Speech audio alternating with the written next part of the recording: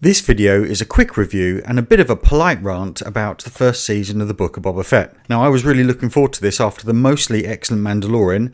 However, here are a few issues I have with the series. So, Boba escapes from the Sarlacc, where he appears to have been slowly digested for a period of at least 72 hours. And obviously learning not to keep away from the bloody thing, he comes back a few episodes later to hover his ship directly over the Sarlacc and well within its attack range. Oh mate, what a surprise, Boba. Who would have thought that would happen? Why would you do that? Why would the real Boba Fett, one of the most feared bounty hunters in the galaxy and not a twat, do something so stupid? Tusken Raiders are no longer a dangerous, savage, nomadic people as they had been under George Lucas.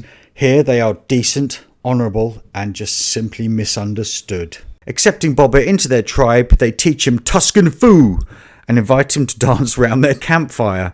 The Rancor, previously a highly aggressive and extremely dangerous monster, now has mental health issues and is given a safe space in which to cry and talk about its feelings. Rancors are now loving and form strong bonds with humans. It's okay, as they are now also misunderstood along with the Tuskens. I was honestly waiting for Boba to find out the bloody Sarlacc was also misunderstood and to make friends with that as well. Boba and the real person in charge, Fennec Shand, are attacked by assassins with force shields and pikes, and Boba receives a bit of a kicking. This is despite his state-of-the-art power armour, decades of fighting experience, his sidearm, and the fact he has a rocket pack enabling him to bloody well fly. We are introduced to the Mods, a highly annoying group of cybernetic teenagers riding around on Vespa scooters from Italy. I'm sure all their action figures will eventually turn into best-selling toys. The exhilarating, high-speed, 32 miles per hour chase through Mos Espa has to be one of the most stupidest scenes so far, even worse than the cavalry charge on the side of a Star Destroyer. Black Chrysanthemum, or as I'll call him, bloody useless Chrysanthemum, is ineffective as he fails to even hurt Boba Fett after attacking him whilst he is asleep. Useless Chrysanthemum, is then held at bay by a bunch of crappy cyberpunk teenagers armed with a knife, a pistol, and a very scary looking electric rope. In the final episode, Useless Chrysanthemum continues to be useless by being overcome by a mob of about 3 to 4 bad guys and beaten up. Unable to walk, he is then rescued by kindly Boba, who tells him that they really should now be friends and that he is also just misunderstood.